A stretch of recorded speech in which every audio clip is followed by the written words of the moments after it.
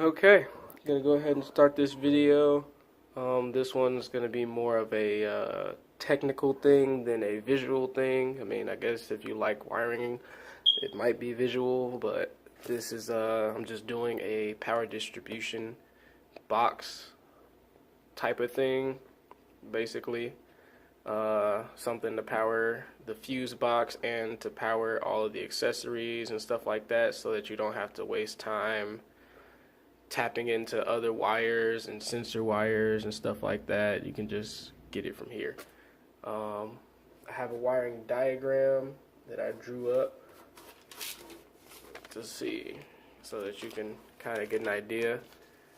But basically this is what it is. Got a fuse, connection going to here, and one will go immediately to the fuse box and the other one will connect all of these rows, and then on the opposite sides will be your powers to whatever. So for now, I'm just gonna have the power supply going into the headlights, but I'm gonna put a switch in there, and a little teaser for some upcoming videos. Engine bay lights are on the way. And so yeah, that's pretty much it. This is where I'm pretty much mocking it. This will be the box, so to speak. And this is kind of how I'm doing it so far. So we have these.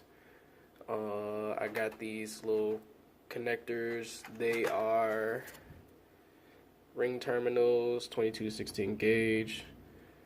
The only ones that fit in the screws. So what I'm going to be doing is I'm going to solder a wire to this. Solder one of those terminal connections to this. This is the fuse connection in. That'll go to this first one. And since these don't have like a bridge down, it's just across, that'll go to this first one. That'll be the main battery supply.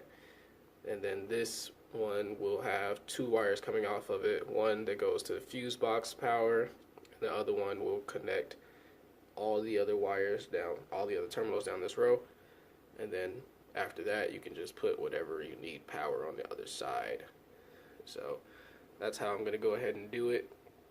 For starters, I'm just soldering on these connections so that I can, connect this one to that one, this one to that one. It's kind of tedious, but if you were wondering, I got this thing from Lowe's.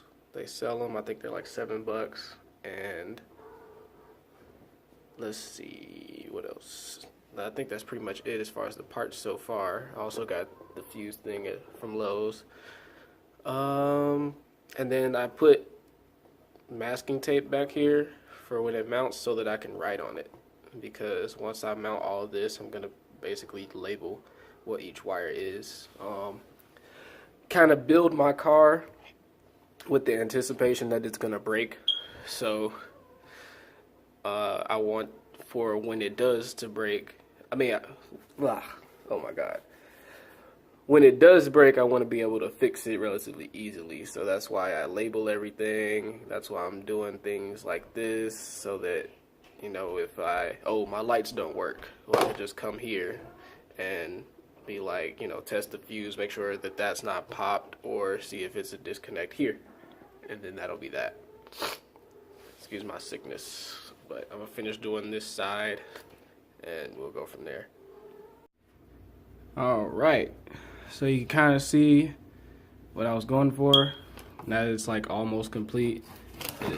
To me, it doesn't look the best, but it's what it works, and I'm probably never going to touch it again if everything does work compared to the schematic. So that's that. I still got to put one more terminal on that one, connect it there, and do the line going to the fuse box power, and then this side of it, everything should be done with the exception of the two.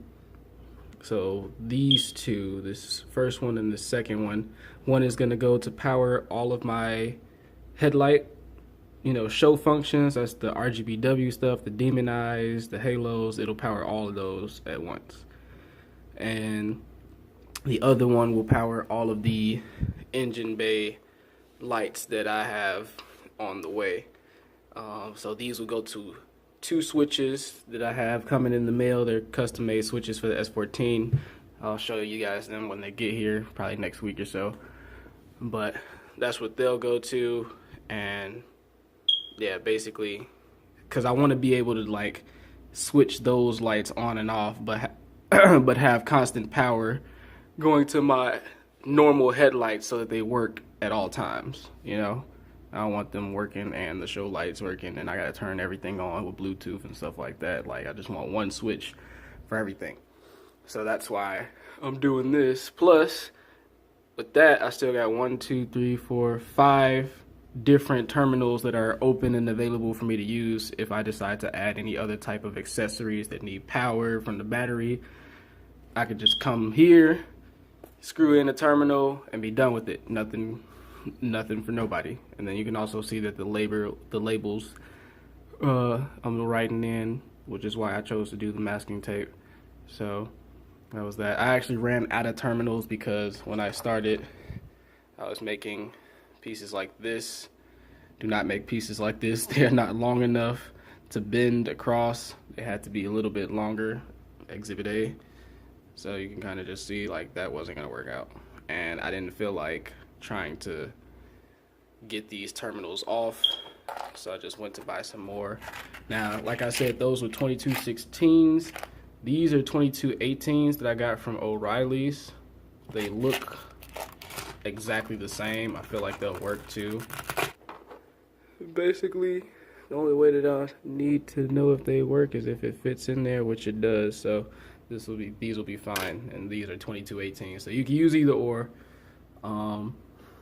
That's pretty much that. And I already went ahead and soldered the quick connect for that wire, which will go straight to the battery. I need to figure out what fuse I'm gonna put in there. I want to put the same fuse that they use in the OEM harnesses and stuff like that. So I just got to figure out if it's like this 10 amp fuse or if it's going to be this 20 amp fuse. It's probably going to be in between 10 and 20, but I might just put a 25 in there just to see how that works and then go from there. But this is pretty much what I'm building. After you get this done, this one connected, the power wire going out, I'll go ahead and show you how to connect that to power the fuse box. And then you just mount this in here and mount this in the car. This is the finished result from what this piece would be. I explained that and that in the last little clip. I just finally connected that last one, and this is the wire that will go to the fuse box. That's why it's long.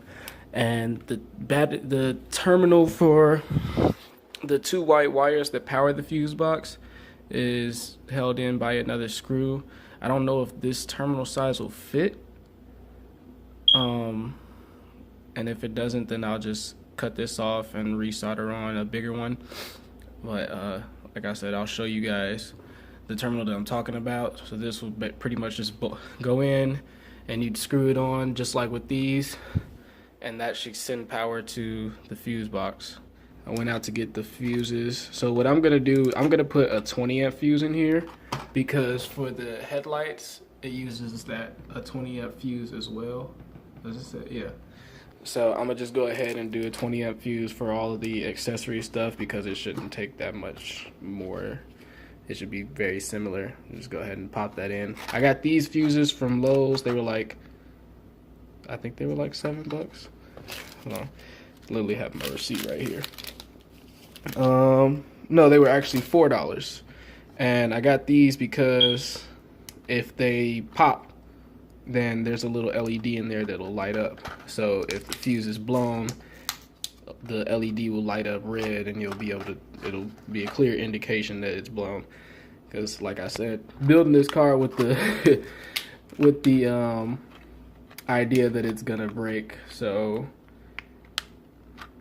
yeah, I don't know. I mean, I keep on going out and like buying more things. My bank account is gonna kill me. Open the door. What? Open the door right now. Who could that?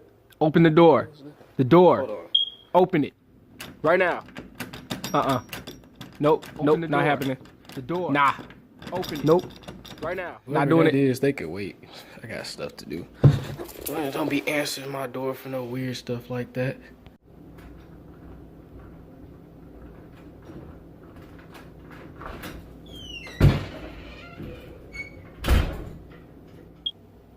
So can I like help you? Burn all the car parts. Stop burning them. You can't afford it. Buying all these car parts, man. Don't make me come back.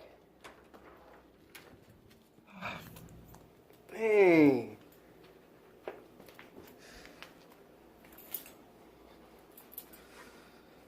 Whatever. Try to stop me from buying car parts. Who gonna try to stop me from buying car parts? Anyways, so you just basically just stick that in. It's wrong size fuses. Okay, hopefully you guys can hear me. It's a guy cutting grass on a lawnmower, but I just wanted to show you guys like how I'm gonna actually put this in the car. So as you guys know, I relocated my fuse box into the glove compartment. In order to power the fuse box, there are these two white and red wires right here. They bolt in right here, and that has to get B+. That is what powers the fuse box. Over here, this black wire is ground. That's this black wire, which I will run to ground. So when I said that the fuse box is getting power, this is the terminal that goes back there if it fits. If not, I'll just get another one, and that's how that'll go. So let me just go ahead and undo this to see if this fits, and then I'll show you where I mount everything else. So even though these have like screwdriver things in them, mine's stripped immediately, but fortunately it's also a 10mm socket, so just so you know. But yeah, this is pretty much what I was talking about. Basically run that under this, and since it's a terminal mount, it just bolts in basically. Then I'd run this red wire all the way to here, and that's how the fuse box will get power, because this side will be the battery. And I'll probably run this red wire, unscrew it up here, and then just run it like underneath the fuse box so it could be clean. Excuse my sickness. And then as far as like where I would mount it, this is the box itself, and I'm planning on putting it in here, right here behind the interior panel. I'm gonna mount the box right there. I feel like that is a great location to just go ahead and get to relatively easily if things happen, and it's pretty good for like where all the wiring will go and stuff like that, because the battery relocation's in the trunk, so I don't need to run that much wire, you know. But that's pretty much it for this video.